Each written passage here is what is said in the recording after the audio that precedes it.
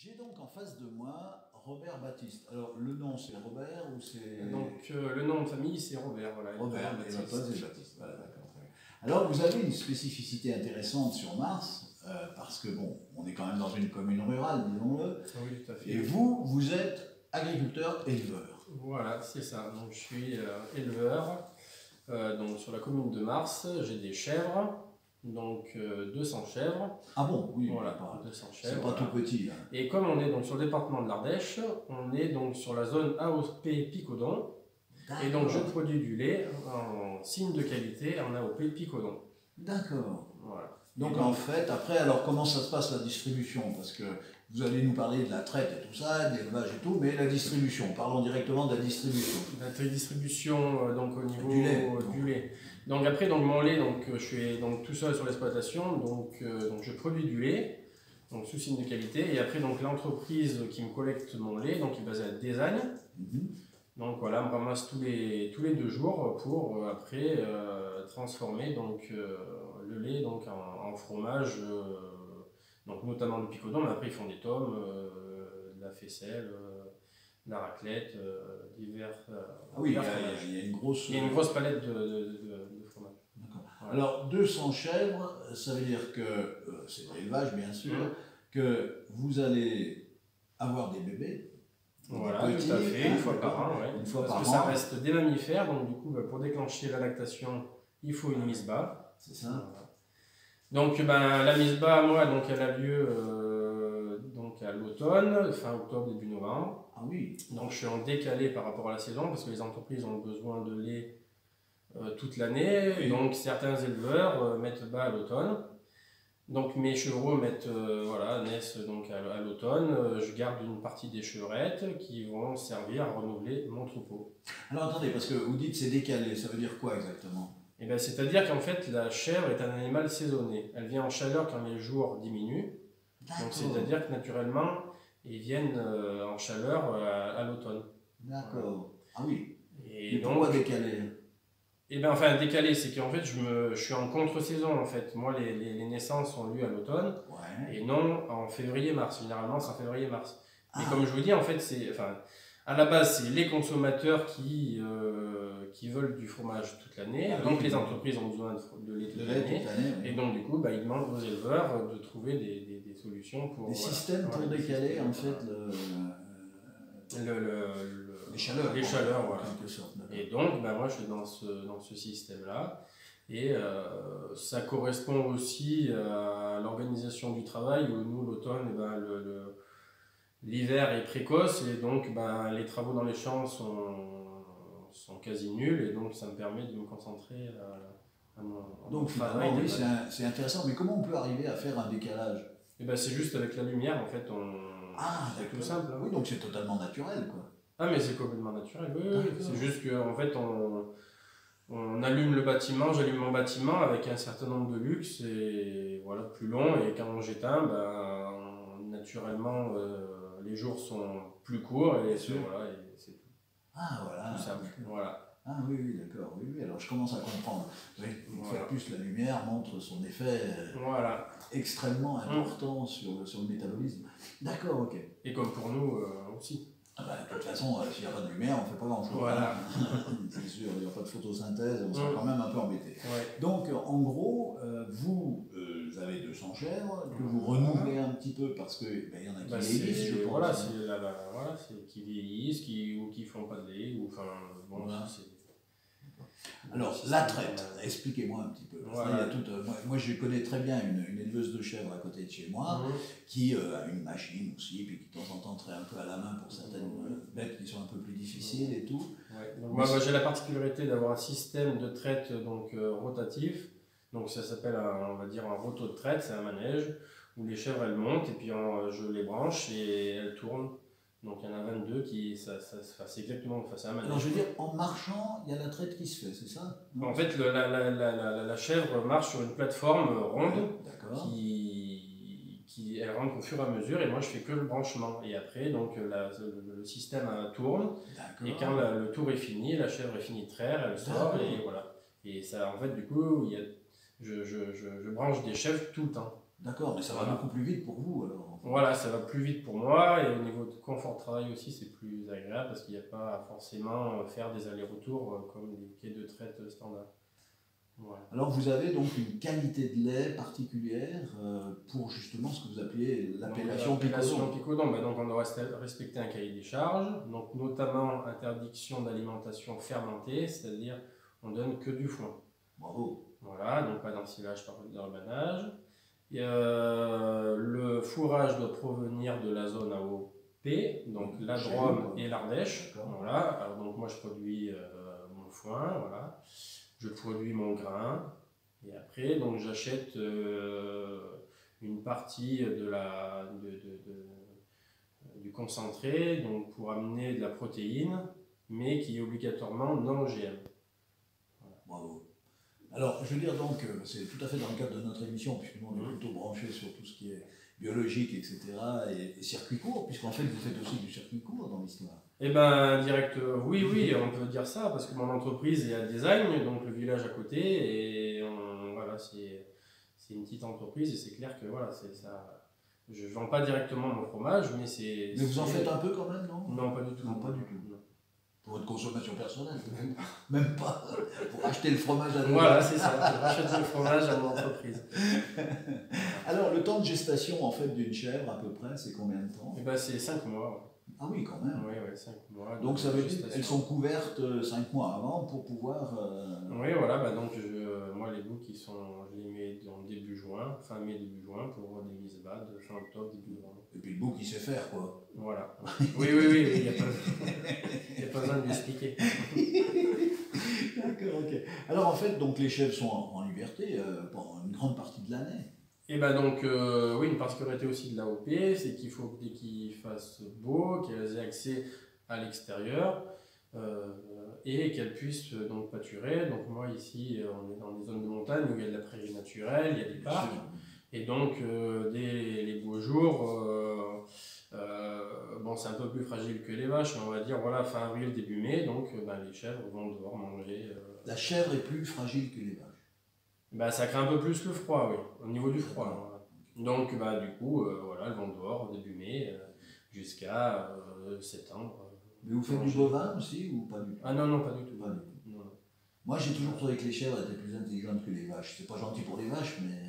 oui, c'est très, très intelligent, très malin, très malicieux. Oui. C'est très attachant aussi. Et c'est très attachant, oui. D'ailleurs, c'est pour ça, parce que donc, moi, je me suis installé ici en Orcade familiale. Je suis venu ici pour être agriculteur. Et en fait, vous êtes originaire de la région quand même? Non, je suis originaire de Tournon-sur-Rhône. Ah oui, bon, c'est pas très loin quand même. Non, c'est juste qu'on prend 1000 mètres d'altitude. Donc le climat est différent. Oui, mais j'ai choisi d'être agriculteur et d'élever des chèvres. C'était vraiment une vocation pour vous? C'était une vocation, oui. C'est pas une reconversion? Non, pas du tout. Non. Vous avez toujours voulu être agriculteur? Voilà, c'est ça, j'ai fait les études pour. D'accord. Et quand j'ai trouvé l'exploitation à reprendre, je me suis lancé. D'accord. Voilà. 200 chèvres. 200 mais chèvres, vous faites pas que des chèvres. Et je fais pas que des chèvres depuis maintenant un peu plus de 3 ans. J'ai monté donc un atelier volaille de chair en label rouge, poulet fermier d'Ardèche. D'accord. Voilà. En lien avec un abattoir qui est à côté d'Annonay, à Féline. Et donc aussi donc un atelier d'élevage sous signe de qualité, parce que je crois énormément aux signes de qualité. Donc voilà, c'est un label rouge où donc on doit respecter aussi un cahier des charges, un chargement par bâtiment, et ils ont accès à un parc d'un peu plus d'1 hectare pour gambader. Oui, donc ils sont dehors, quoi. Ils sont dehors, ouais. Alors la nuit, on les ferme forcément pour pas... Il y a le renard qui rôde. Qui se dit, il va se faire un bon gueuleton, là. Voilà. D'accord. Et donc voilà aussi le deuxième atelier de l'exploitation. Donc en fait, vous prônez la qualité. Je prône la qualité, oui. Je prône la qualité pour déjà des convictions personnelles, oui, pour pas faire n'importe quoi. Et puis après aussi pour aller chercher la valeur ajoutée pour nous agriculteurs, parce qu'on est dans des régions montagne, difficile, et on ne peut pas se permettre de faire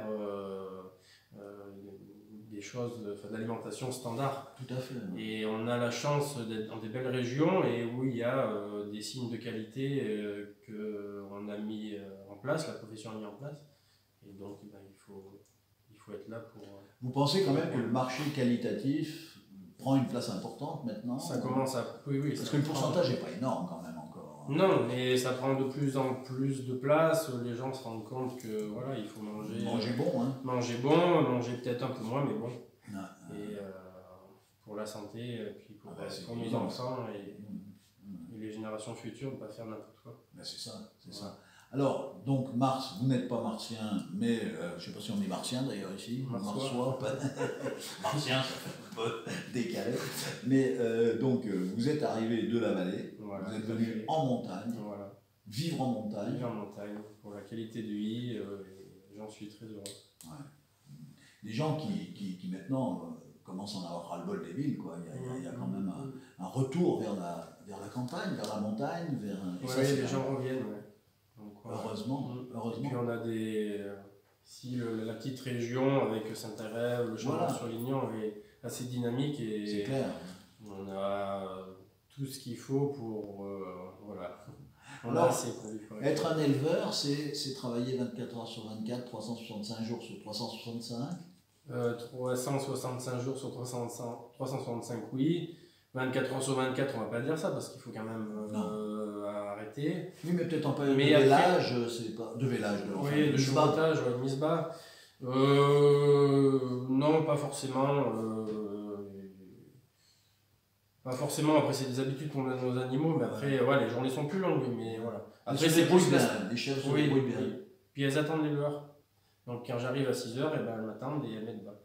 Ah, ça, alors que la nuit, il n'y a pas forcément de mise bas, très très peu. C'est formidable ça, c'est quand même drôlement bien fait. Hein. Et oui. Après, le seul, là où c'est 24 heures sur 24, c'est plutôt des problèmes qui peuvent se passer au niveau. Voilà, il y a des alarmes sur les poulaillers par rapport aux températures, donc ça peut. Il faut toujours avoir son téléphone malheureusement sur soi pour pouvoir répondre parce qu'on est un chef d'entreprise et du coup, c'est des animaux et il faut être là. Donc après, pour partir des week-ends, moi je suis tout seul sur l'exploitation, il faut avoir des gens de confiance pour laisser l'exploitation et partir l'esprit tranquille. Voilà. Et j'ai la chance d'en avoir des amis qui sont là pour ça. D'accord. Oui, parce que c'est quand même un métier plus que prenant. Plus que prenant, mais passionnant, mais plus que prenant. Je vous dirais, allez tiens, je vous donne 5 000 € par mois, vous partez dans un bureau à Tournon. Non. J'attendais cette réponse. Ouais, non. Non, mais après, je pense que c'est comme tout le métier, des avantages, des inconvénients. Bien sûr. Voilà. La distribution des poulets, comment vous faites? C'est une société qui vient les récupérer, non? Oui, c'est ce que je disais au début, c'est qu'en fait, on est en lien avec un abattoir. En fait. Voilà, c'est ça. Alors, c'est là-bas que ça se passe. Le label rouge a été porté par un abattoir et du coup, c'est eux qui gèrent tout en fait. Et donc en fait on met en place les lots de poussins, on les fait grossir et après c'est eux qui commercialement vendent le truc. Combien de temps à peu près pour d'un poussin à un poulet? Il faut 82 jours. Donc c'est-à-dire presque 2 fois plus. C'est très précis, oui, mais c'est très précis. Oui. Mais la filière avicole c'est très carré. Et donc pour donner un ordre d'idée, c'est 2 fois plus qu'un poulet standard. Les poulets standards, c'est 42 jours. Nous, on est à 82 jours. L'abattoir fait aussi donc, à 3 labels rouges, donc le poulet, donc en chair blanche ou en chair jaune, la pintade et les chapons. Voilà. Et donc ces 3 sont sous signe de qualité label rouge. Les chapons étant plus pour une période donnée. Et ben voilà, le chapon, sort pour les fêtes. C'est Noël. Oui, voilà, tout à fait. Ben dis donc, c'est incroyable ça. Hein. Il y a beaucoup d'éleveurs comme vous sur le plateau. Après oui, il y a beaucoup d'éleveurs, plus en élevage, donc vache laitière et vache traditionnel. Il y a quelques éleveurs donc, de vaches, de poulets label rouge, il y en a quelques-uns sur Saint-Agrève, Mars, il y en a un deuxième aussi à Mars. Voilà. Parce qu'il y a aussi, alors au niveau du fromage de chèvre, il Il y a Fromageac, Fromagnac. Fromagnac, ouais. Fromagnac, là, Ouais. ils font du boulot, là, hein. Oui, ils font donc une manifestation début septembre pour promouvoir les fromages de la région Rhône-Alpes-Auvergne. C'est bien ça, non? Bah, c'est très bien, oui, c'est très bien. C'est très bien, il faut montrer ce qu'on fait dans la région. Et du coup, maintenant, région Rhône-Alpes-Auvergne, on a énormément de fromages AOP. C'est bien, c'est bien. Voilà. Le savoir-faire et le faire savoir. Voilà, c'est ça. Est-ce qu'il y a des gens qui peuvent vous inviter des écoles pour voir un petit peu, pour leur montrer votre élevage? C'est des choses qui se font? Je l'avais fait au tout début et que je me suis installé, donc ça fait 10 ans que je suis installé. Après, souvent l'été, les gens voient donc les chèvres dans mes prés qui sont autour du bâtiment et viennent visiter parce que là, ils pensent que je vends des fromages. Voilà. Bon, c'est pas le cas, mais par contre, je fais des visites pour montrer aux gens, voilà, comment est l'agriculture aujourd'hui, voilà, qu'on ne traite plus la main, que c'est plus de petites chèvres, et il faut ouvrir les portes de nos fermes pour montrer aux gens et qu'ils comprennent qu'est-ce qu'est le métier d'agriculteur aujourd'hui. Ça, c'est bien quand même. Là, vous avez quand même un rôle important. Jamais on a un rôle important. Et qu'ils comprennent que du coup, ce qu'ils ont dans leur assiette, voilà, ça vient pas tout seul, quoi. Qu'il y a des gens qui travaillent derrière. Et ouais, voilà. Faut leur dire.